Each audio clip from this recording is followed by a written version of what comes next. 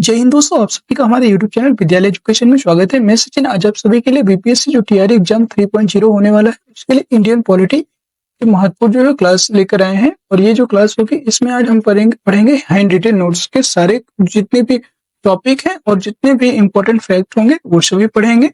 और ये सभी जो भी नियोजित शिक्षक है उनके लिए भी महत्वपूर्ण होगा और जो आपके बीपीएससी टीआरई के स्टूडेंट हैं उन सभी के लिए जो है ये बहुत ही महत्वपूर्ण टॉपिक होने वाला है। और ये सभी हैंड रिटेन नोट्स हैं जो हमारे द्वारा तैयार किए गए हैं। ये सभी जो है आपके बीएसएससी, बीपीएससी और टीआरई, जो बीपीएससी टीआरई एग्जाम है, स्टेट जिन लोगों को अभी स्टेट देने वाले हैं पॉलिटी से, और बीएससी भी, बिहार एसआई, जिनका भी ऐसे एग्जाम है उन सब के लिए महत्वपूर्ण क्लास है। और ये जो फ्री यूट्यूब क्लास और सब स्टूडेंट्स के लिए जो है यूट्यूब पर फ्री अवेलेबल है। चलिए शुरू करते हैं आज के इस क्लास में। आप सभी का स्वागत है। आज हम पढ़ेंगे Indian polity and constitution. Indian polity and constitution आज हम पढ़ेंगे।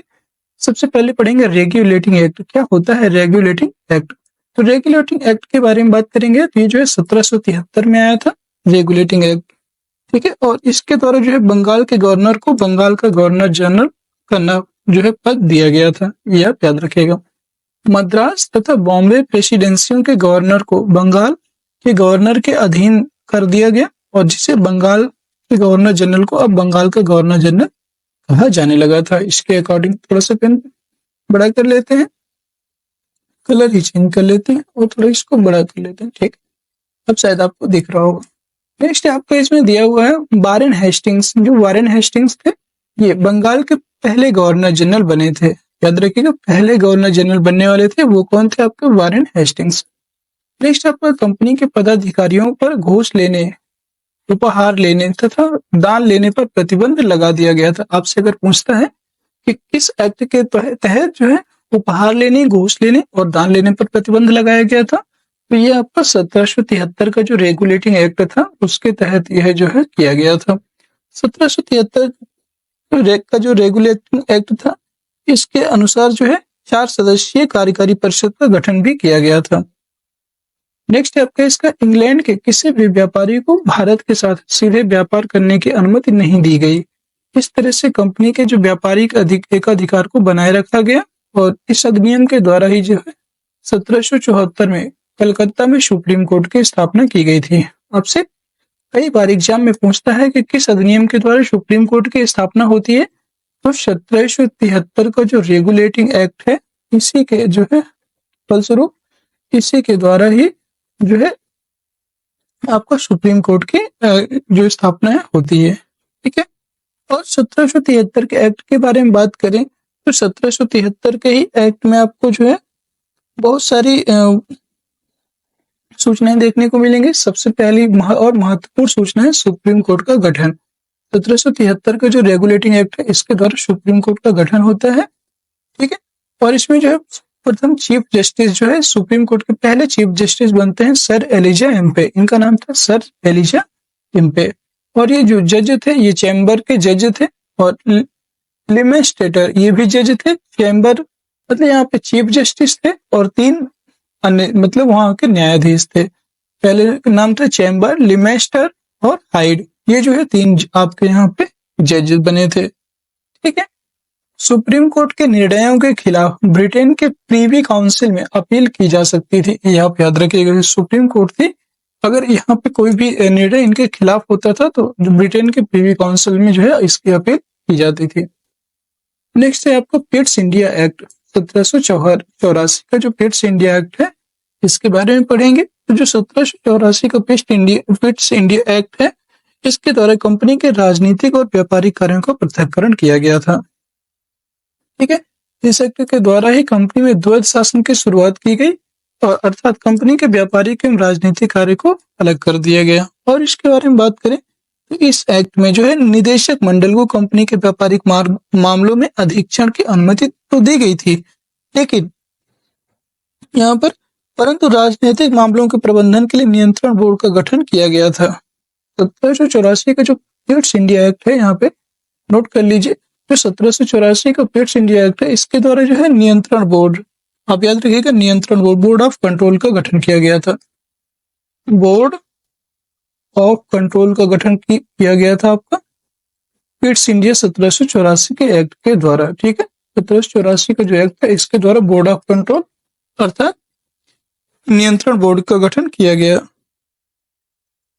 नेक्स्ट है आपका चार्टर एक्ट 1813 की बात करेंगे। तो चार्टर एक्ट आपका 1813 जो है इसके द्वारा चाय तथा चीन के साथ जो व्यापारिक एकाधिकार को छोड़ करके समस्त व्यापार को अन्य अंग्रेज व्यापार को जो है जो अन्य अंग्रेज थे उनके व्यापार को छोड़ करके ओपन कर दिया गया था। चाय तथा चीन के साथ जो व्यापार हुआ था उसके एक अधिकार को छोड़ करके जो अन्य अंग्रेज थे उसके व्यापार को छोड़ करके और सभी के लिए ओपन कर दिया गया था। भारतीय शिक्षा के लिए पहली बार 1 लाख रुपए वार्षिक बजट का प्रावधान इसमें किया गया था। जो चार्टर एक्ट 1813 था इसके द्वारा ही जो है 1 लाख रुपए वार्षिक बजट का प्रावधान किया गया था। और इसके बारे में बात किया जाए तो कंपनी के भारतीय व्यापार के एकाधिकार को समाप्त कर ही दिए गए और यद्यपि चीन के साथ जो चाय के साथ व्यापार पर उसका एकाधिकार बना रहा, बाकी व्यापार को हटा दिया गया इससे, ठीक है। नेक्स्ट है आपका जो है, और हाँ इसका एक और इम्पोर्टेंट पॉइंट है, ईसाई मिशनरियों को भारत में धर्म प्रचार की इसमें स्वतंत्रता दी गई थी। अगर आपसे पूछता है कि धर्म प्रचार की स्वतंत्रता किस एक्ट के माध्यम से दी गई थी, वो है आपका चार्टर एक्ट 1813। नेक्स्ट है आपका चार्टर एक्ट 1833। अब चार्टर एक्ट 1833 की बात करेंगे तो यह अधिनियम जो है भारत के इतिहास में अत्यंत महत्वपूर्ण स्थान रखता है। इसमें निम्न प्रावधान किए गए थे। जो चार्टर एक्ट 1833 था काफी इंपॉर्टेंट था ये, ठीक है। पहला था कंपनी के व्यापार एकाधिकार को पूर्ण रूप से समाप्त कर दिया गया। जो इसके पहले वाला था 1813 का, उसमें सिर्फ चाय और चीन के साथ व्यापार स्थापित रखा, बाकी सबको खत्म कर दिया गया। लेकिन इसमें जो है संपूर्ण एकाधिकार को, व्यापारिक एकाधिकार को पूर्ण रूप से समाप्त कर दिया गया। और दूसरा था बॉम्बे तथा मद्रास प्रेसिडेंसियों की दीवान जो विधायी शक्तियां हैं बंगाल प्रेसिडेंसी के अधीन कर दी गई थी। और अब कलकत्ता के गवर्नर जनरल को मद्रास तथा बॉम्बे प्रेसिडेंसियों के लिए भी विधि बनाने की शक्ति प्राप्त हो गई थी। मतलब कहने का कि अगर आपसे क्वेश्चन पूछता है कि किस चार्टर अधिनियम के तहत बंगाल मद्रास तथा बॉम्बे प्रेसिडेंसियों के लिए एक जो है गवर्नर जनरल को शक्ति बनाने की, मतलब एक कानून बनाने की शक्ति प्रदान की गई थी, तो वो था आपका चार्टर अधिनियम 1833। इसलिए बंगाल के गवर्नर जनरल को भारत का गवर्नर जनरल कहा जाने लगा। लॉर्ड विलियम बेंटिक भारत का पहला गवर्नर जनरल बना था। याद रखिएगा ये बहुत इंपॉर्टेंट पॉइंट है। पहले गवर्नर जनरल की बात करेंगे तो वो थे आपके लॉर्ड विलियम बेंटिक, ये आप याद रखेंगे, ठीक है। और बात करेंगे तो जो है 1833 के चार्टर एक्ट के द्वारा ही जो है बंगाल के गवर्नर जनरल को संपूर्ण भारत का गवर्नर जनरल तो बना दिया गया। और इस चार्टर एक्ट की धारा 87 के अनुसार कोई भी भारतीय, ये भी पॉइंट है, कोई भी भारतीय केवल धर्म, जन्म स्थान, वंश और वर्ण के आधार पर सरकारी सेवा के लिए अयोग्य नहीं समझा जा सकता था। ये बहुत इंपॉर्टेंट पॉइंट था। और देश की जो शासन प्रणाली है इसका केंद्रीकरण किया गया। जो देश की शासन प्रणाली था उसका सेंट्रलाइजेशन इसी के द्वारा किया गया था, ये आप याद रखेंगे। इसी के द्वारा इसका जो देश की शासन प्रणाली का सेंट्रलाइजेशन किया गया था चार्टर अधिनियम 1833 के तहत। नेक्स्ट आपको पहली बार कंपनी में अधिकारियों की जो नियुक्ति के लिए सिविल सेवा परीक्षा का प्रारंभ करने का प्रावधान किया गया, जिसमें जाति, धर्म, लिंग, जन्म स्थान आदि के आधार पर भेदभाव नहीं करने का प्रावधान किया गया। अर्थात अब भारतीय भी सिविल सेवा की परीक्षा के द्वारा कंपनी में अधिकारी बन सकते थे, किंतु बोर्ड ऑफ डायरेक्टर्स के कारण ऐसा नहीं हो पाया। यहाँ पे बोर्ड ऑफ डायरेक्टर्स जो थे उनके द्वारा यह काम नहीं किया गया। नेक्स्ट है आपका जो है इस अधिनियम के द्वारा, ये फोर्थ पॉइंट था इसका, इस अधिनियम के द्वारा पहली बार 1834 में ही विधि आयोग का गठन किया गया, जिसके अध्यक्ष लॉर्ड मैकाले थे। प्रथम विधि आयोग, अगर आपसे पूछते हैं कि फर्स्ट आपके विधि आयोग कौन थे, लॉ कमीशन के अध्यक्ष कौन थे, तो वो थे आपके लॉर्ड मैकाले थे इसके अध्यक्ष, ये आप याद रखेंगे। फर्स्ट जो है विधि आयोग अध्यक्ष थे लॉर्ड मैकाले। अगला है आपका इंपॉर्टेंट पॉइंट है, आजादी के पश्चात भारत के प्रथम विधि आयोग का गठन 1955 में MC सीतलवाड़ की अध्यक्षता में बनाया गया था, ठीक है। यह बात आप याद रखेंगे। एमसी जो शीतल वाड़ थे उनकी अध्यक्षता में जो है 1955 में प्रथम विधि आयोग का गठन किया गया। ठीक है, नेक्स्ट है आपका जो है चार्टर अधिनियम 1853 की बात करेंगे। ये जो है आपका जो चार्टर अधिनियम 1853 था, चार्टर अधिनियम के श्रृंखला में यह अधिनियम अंतिम अधिनियम था। इस अधिनियम के द्वारा पहली बार कंपनी के जो प्रशासनिक तथा राजनीतिक कार्य को अलग कर दिया गया। जो प्रशासनिक थे वो अलग हो गए और राजनीतिक कार्य वो अलग हो गए। ठीक है, और तथा विधि निर्माण के लिए केंद्रीय विधान परिषद की स्थापना की गई। किसकी स्थापना की जाती है? यहाँ पर विधि निर्माण के लिए केंद्रीय विधान परिषद की स्थापना की गई थी। और 1853 के जो चार्टर एक्ट है, इसके द्वारा विधायी शक्तियों को कार्यपालिका शक्ति से अलग तो कर ही दिया गया था। और इसका जो मेन पॉइंट है वो है विधि निर्माण हेतु गवर्नर जनरल की विधायी परिषद की स्थापना की गई और जिसे आगे चल के भारतीय विधान परिषद के नाम से जाना गया। ठीक है, और सिविल सेवकों की भर्ती एवं चयन हेतु खुली प्रतियोगिता का भी शुभारंभ इसी में किया गया था। सिविल सेवकों के जो है सिविल सेवक जो थे उनके भर्ती एवं चयन प्रक्रिया, सिविल सेवा की भर्ती एवं चयन प्रक्रिया का जो है भर्ती चयन प्रक्रिया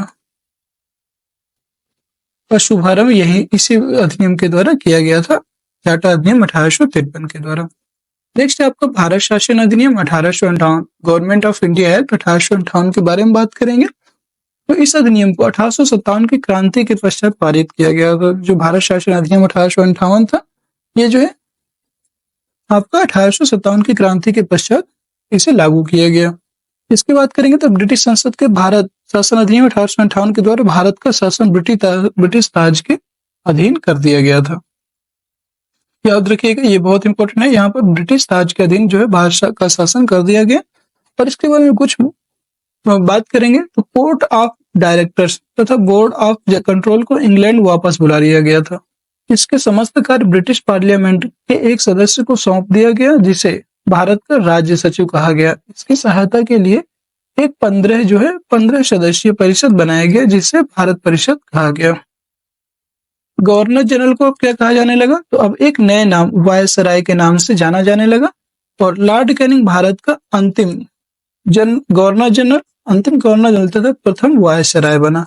यहाँ पे जो आपका लॉर्ड कैनिंग था वो भारत के प्रथम वायसराय बने और अंतिम गवर्नर जनरल बने। ठीक है, और इस अधिनियम के द्वारा भारत के राज्य के सचिव पद का सृजन किया गया। अभी आपको बताया कि जो है भारत का जो है राज्य सचिव का पद यहाँ पर सृजित हो गया। ठीक है, और इसके बारे में बात करेंगे तो जो आपका ये इस अधिनियम जो 1858 का जो भारत शासन अधिनियम है, इस अधिनियम के द्वारा भारत के राज्य सचिव का पद सृजन करने के पश्चात जिसमें भारतीय प्रशासन पर संपूर्ण शक्ति नहीं थी, अर्थात जो ये पहला जो मतलब एक वायसराय बना, इसके ऊपर संपूर्ण शक्ति इसको दे दी गई थी भारत शासन अधिनियम 1858 बनने के बाद। ठीक है, और इसी में जो है इसकी सहायता के लिए 15 सदस्यीय, अभी बताएं आपको 15 सदस्यीय परिषद का भी गठन कर दिया गया। 15 सदस्यीय परिषद बनाया गया, जिससे भारत परिषद कहा गया। और ये जो है इसके कार्यों में भारत का राज्य सचिव बनाया गया, इसके कार्यों में ये क्या करती थी? सहयोग करती थी। ठीक है, और इसका जो 1858 के बाद जो एग्जैक्ट शासन था वो इंग्लैंड के द्वारा रोल किया जाता था, वहां की महारानी विक्टोरिया के द्वारा जो है चलाया जाता था। और यहाँ पर अंतिम गवर्नर जनरल और प्रथम वायसराय के रूप में लॉर्ड कैनिंग को चुना गया। तो दोस्तों आज की क्लास आपकी यहीं पे समाप्त होती है। आज की क्लास आपको कैसी लगी कमेंट सेक्शन में जरूर बताइएगा। अगर क्लास आपको पसंद आई है तो क्लास को लाइक कर दीजिए, शेयर कर दीजिए, और चैनल में नए हैं तो चैनल को सब्सक्राइब भी अवश्य कर लीजिए। अगर आपको क्लास पसंद आई है कमेंट सेक्शन में बताइएगा, इसको कंटिन्यू करेंगे। ठीक है, मिलते हैं नेक्स्ट वीडियो में, तब तक के लिए जय हिंद जय भारत।